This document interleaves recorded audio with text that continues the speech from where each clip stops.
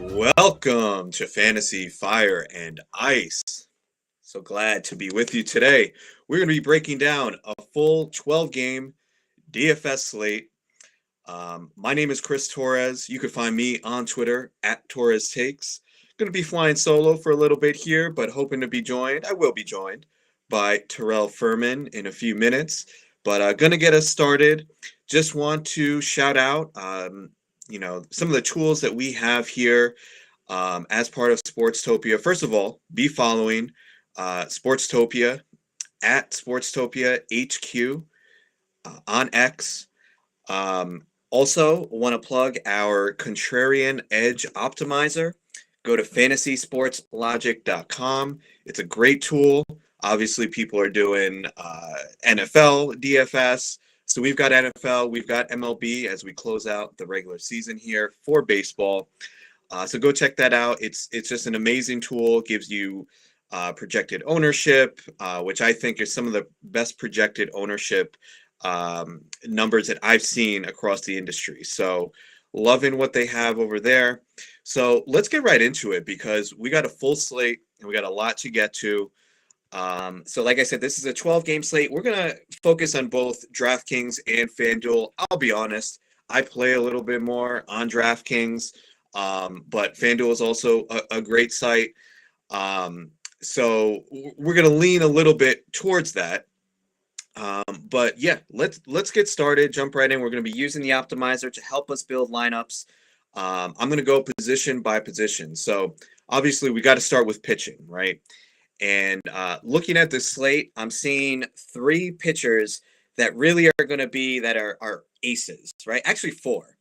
We're looking at Spencer Strider, Luis Castillo, Zach Gallen, and Blake Snell. So we've got to make a decision, right? We've got to figure out which of these pitchers we want to roll with as our ace. I mean, you could always roll with both. If you could find value on the hitting side, you can go, two aces. And I know I've used that in the past, and it's actually been pretty successful because some of these lower priced options can be pretty thin. So for me personally, so we've got Blake Snell going up against the Colorado Rockies at home, a team that we know when they are on the road, they are one of the worst hitting teams in the league. Of course, the Rockies, when they're home, completely different story. But we're getting Blake Snell, who is top two probably in the Cy Young race in the National League. Obviously, he is in play at his price.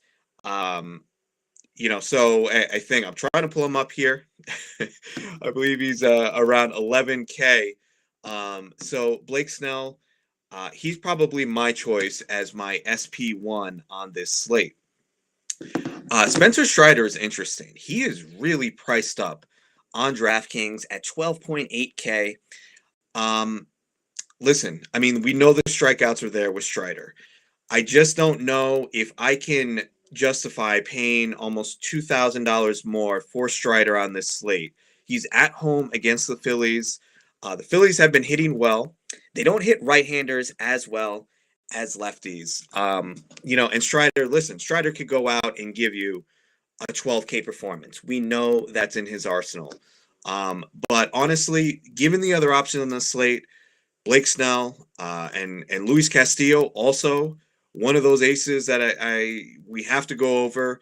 He's on the road, but against our favorite punching bag, the Oakland A's.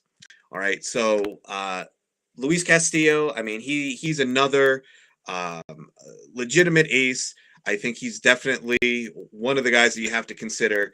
And then Zach Gallen, I mean, another guy who's one of the front runners for the Cy Young in the National League. He's the lowest priced out of all of those options. So, he doesn't quite have the strikeout upside as the other three. But, given that he's the cheapest out of those aces, I'm willing to roll with Zach Gallen there. So take your pick out of those four. If you wanted to fade all four of those, honestly, I'm not recommending that because I think the chance that one of those doesn't pop off is very slim in my opinion. So I think you got to roll with one of those aces there. There are some mid-tier options that I do like though. And this one's going to fly a little bit under the radar. And yeah, I'm wearing my Yankees gear today, but I'm not a homer. I swear. I dig deep, and I did find that Clark Schmidt going up against the Toronto Blue Jays today at 7,300 on DraftKings, I think is a sneaky good play. He's going to come in. The optimizer has him coming in for about 5% ownership at this point. And I think he's going a little bit overlooked for the potential that he provides. Against a Toronto Blue Jays team that has not been hitting as well lately. They do not hit righties nearly as well as they hit lefties. So at 7,300, I think there is some potential there. Obviously, we don't love the ballpark at Yankee Stadium, but I do think that he is fairly priced and coming in at a good projected ownership, that he's definitely in play. We've got Tanner Houck on the road against the Rangers. I don't know. I think that could be very risky on the road.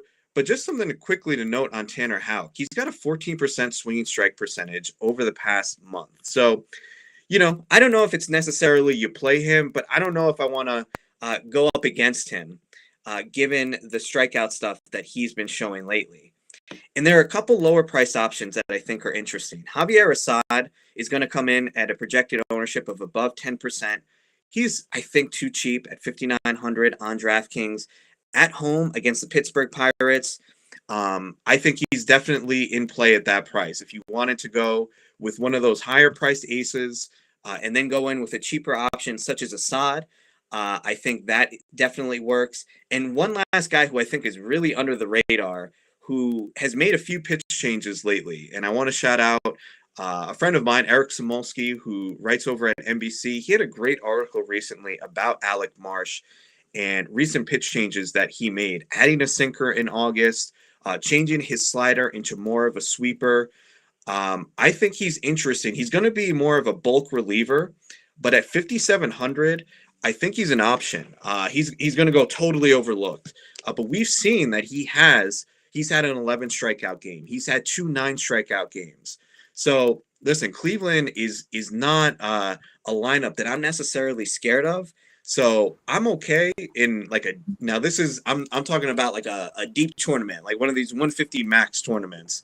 I'm okay rolling with Alec Marsh, getting a little exposure to him, because if he goes off for one of those 10 strikeout games, I mean, he's someone who could legitimately win you a slate at that price. So again, my pitching strategy for today, go with one of the 4 aces. My particular lean is to Blake Snell. You could go with one of the mid-tier options in Clark Schmidt. I also forgot to mention Alex Cobb, who I think is a little too cheap, going up against a Diamondbacks team that is not that great, especially against righties. He's 7,500. I'm cool with that at his price if you're going in that mid-tier. And then the 2 lower price options that I think are in play are Assad and Marsh. That's kind of my pitching pool that I'm looking at today, and then I'm building around that. But let's go to some of the let's go to the other positions, and we're going to start at catcher for hitters. And it looks like Corey Lee is going to be popular at 2,500. And this is someone, honestly, like, I don't want to just give you the plays that I like. I want to look at the projected ownership and give you plays that I'm not necessarily in favor of. Because if we can fade some of those higher ownership plays, we get leverage on the field, right?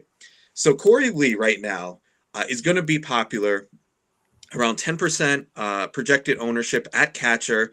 And he's cheap, right? He's 2,500 going up against Jackson Rutledge of the Nationals, who's just making his second start.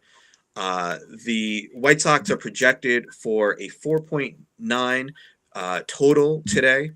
And I'll be honest, I just don't love this play. Just based on the recent batted ball metrics, anybody who's listened to me on this show before is, I look at the recent batted ball metrics. I think there is something predictive about that. And if I'm looking at what Corey Lee is doing, I'm not too impressed. 33% soft hit percentage, which is really high. 60% ground ball rate. So he's not hitting the ball hard. He's hitting the ball on the ground. And to boot, he's batting ninth. So I'm not in favor of that. Maybe Jackson Rutledge is that bad for the Nationals that it doesn't matter. But again, those are the reasons that I won't be on Corey Lee given how popular he'll be.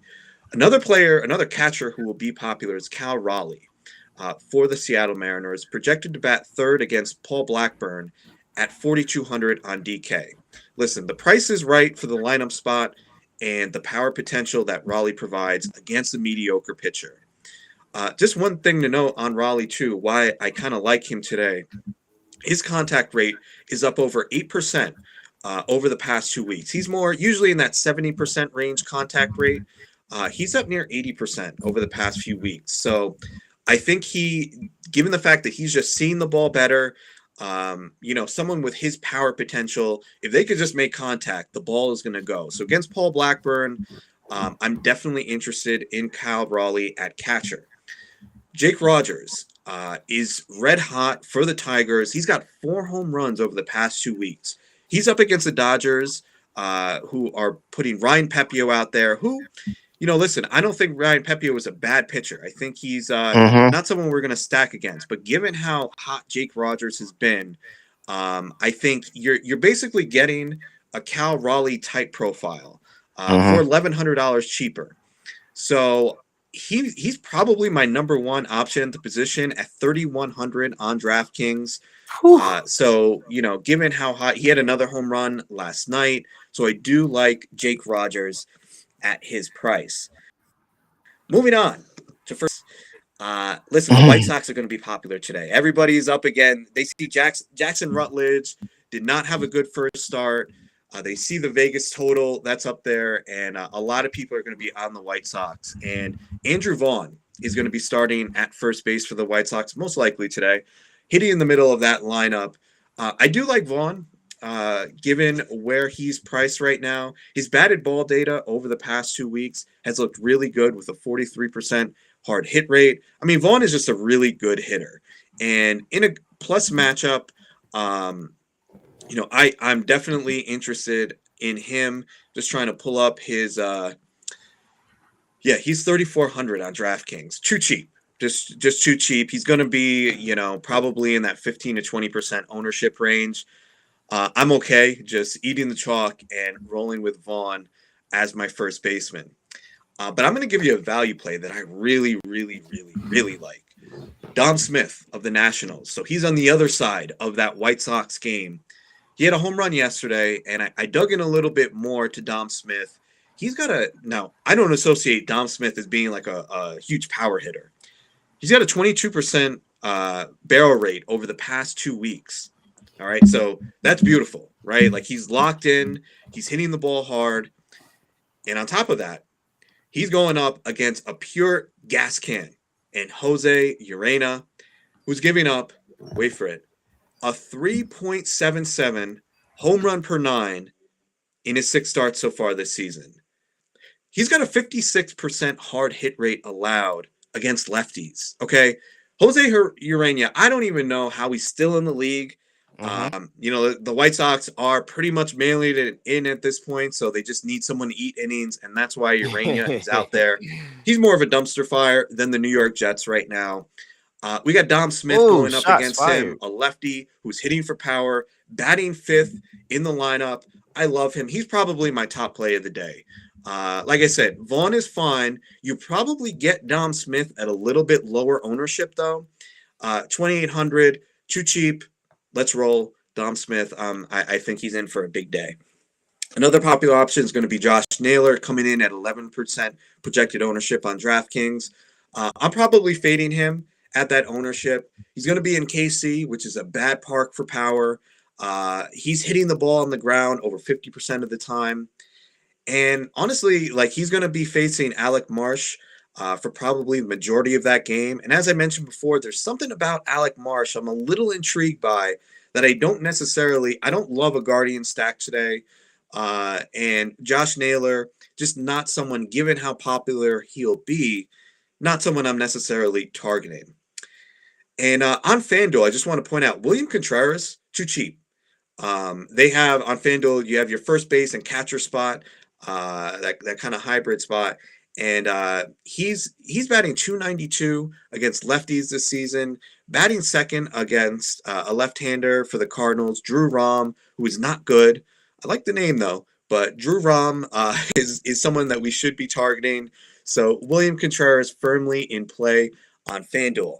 Moving on to second base, Ji Hwan Bae. Now, I was a little surprised by this. The Contrarian Edge optimizer has him projected for 22% projected ownership against Javier Assad of the Cubs.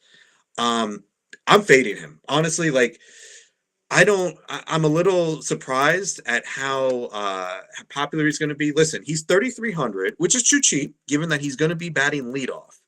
But it's not like he's 2K, so I'm okay fading him. Like, I don't think it's very likely I'm going to look back at the slate and say Ji Hwan Bae was the guy who buried me, right? He was the guy I needed to have.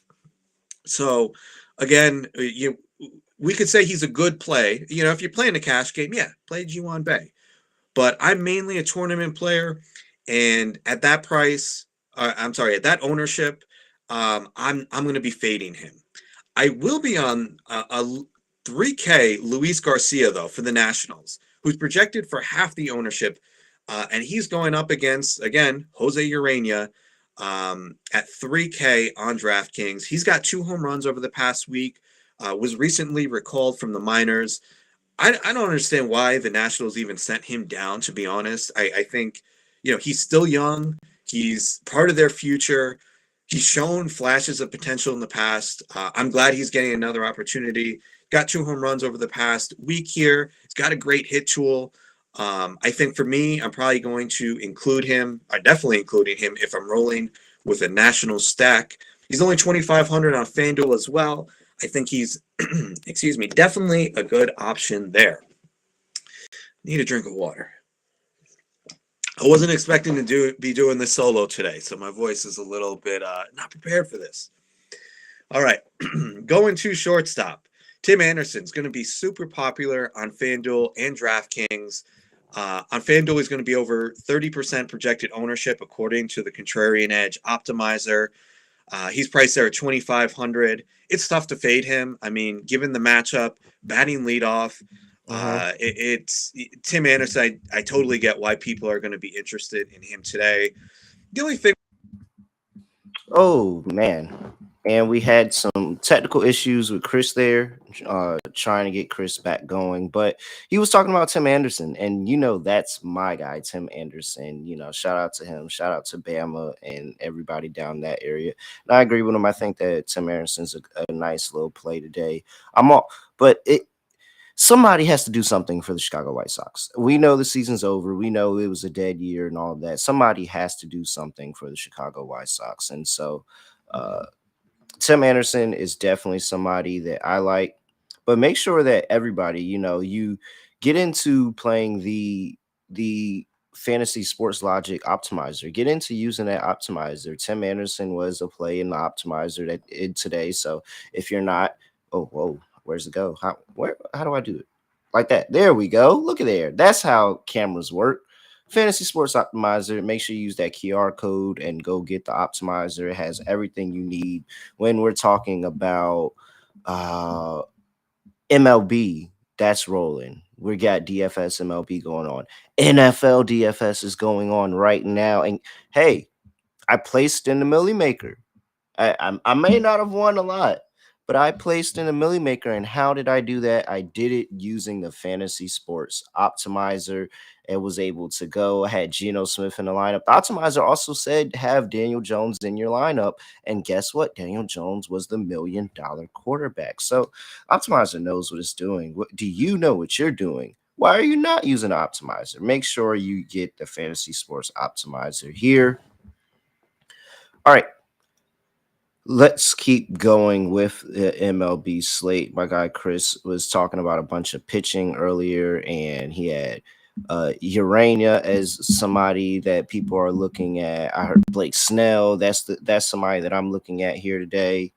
So definitely looking to get there good with that. I'm going to place I just want to see the optimizer and how the optimizer says, and it has Blake Snell as one of the top pitchers for today.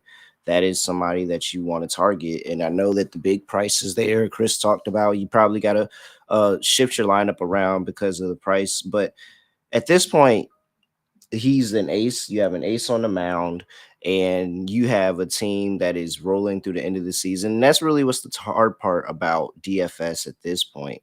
And what I like to do, especially when we get to trying to be different, trying to go out there and win these tournaments and all this stuff, is I'm looking a lot at the prospects. A lot at this is prospect season where everybody wants to go and everybody wants to see, hey, what is this person doing? What is, what's going on with Marcicio from the Mets? What is going on with all these other prospects that are coming up just to get that experience for next season? It's not even about this season, it's about next season. And so I am all in on going and getting down on a bunch of really, really cheap options and paying up for that pitching. Like we said earlier, I'll pay up for pitching in these slates because I know that everybody that I'm going to get, everybody that I'm targeting a little bit later in a little bit cheaper in DFS, I'm targeting them because I just taking the chance on the prospect coming up, getting his opportunity at the majors, and they're saying, hey, I'm gonna hit it out the park. I'm gonna go ahead and bring it on home for us. So definitely that is a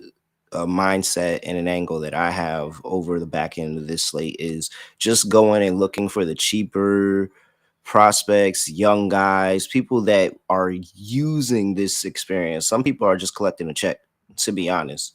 Like some people are just going out here and collecting a check and trying to finish out the season. So if you want to do a double stack with the Blake Snell, and a Spencer Strider, like do it. Absolutely do it because there's so many other people. Again, Tim Anderson, 3,300. You can get him super cheap.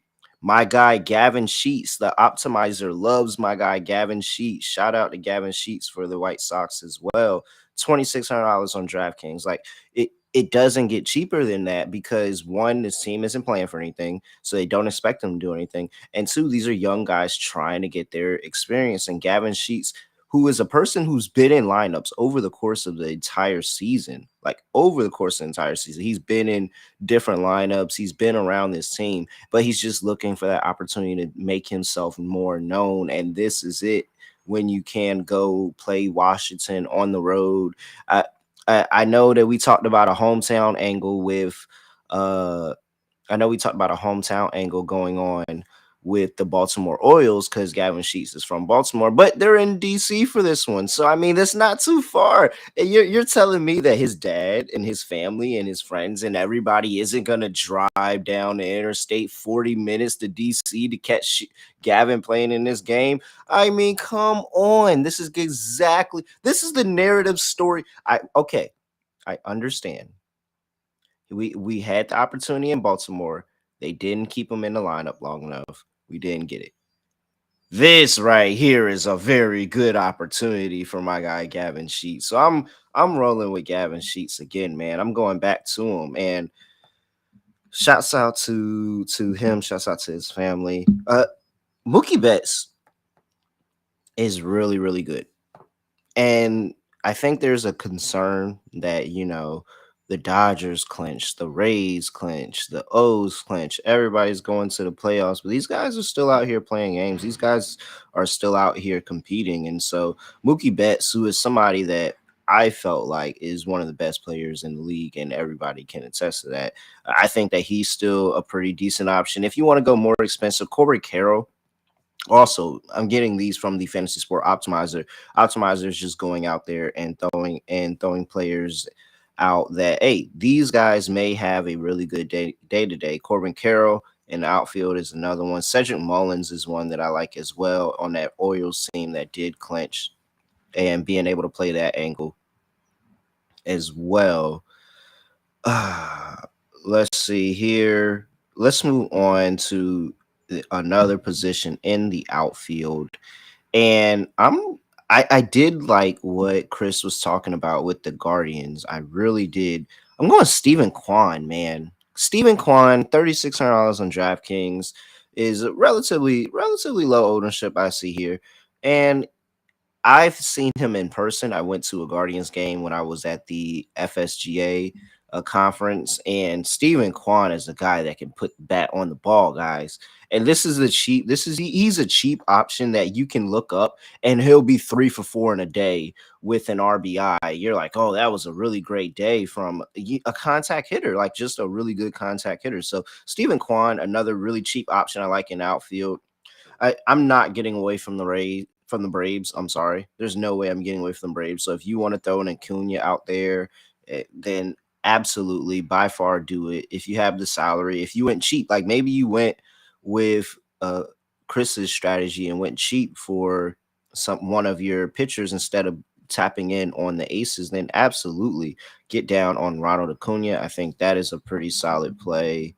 And I'm going to leave you everybody with one more play. And this is coming straight from the Fantasy Sports Optimizer. So make sure that you all tap into the optimizer. Again, use the QR code at the bottom of the screen. That will get you access. You'll be able to go get and use that Fantasy Sports Optimizer. It's a lifetime subscription. So you'll be able to have it the rest of your life for whatever you need. And just you can go out there and you can turn a profit with this, and you can make this back playing in cash leagues or tournaments or anything like that. Like you can actually have a chance to make this back. So last thing I want to leave you with is at catcher Contreras.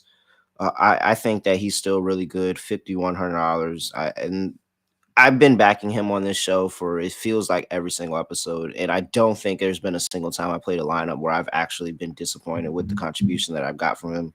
So that's another one. I think that there's a lot of points to be scored in this Arizona game and Giants game. So I want a whole bunch. I talked about Corbin Carroll earlier. You got Walker at first base, $4,800. I think that's another good little stack opportunity available in that game. I think so.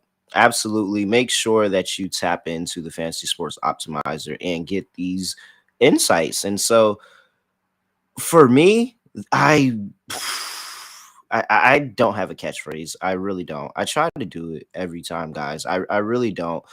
And it's really hard. Like people don't understand how hard it is to come up with a catchphrase that people say all the time. So unfortunately, I have nothing else to say, nothing else to do. No other way of ending this podcast. I'm just end it like this. Play that really cool freaking theme music one more time. We are out of here.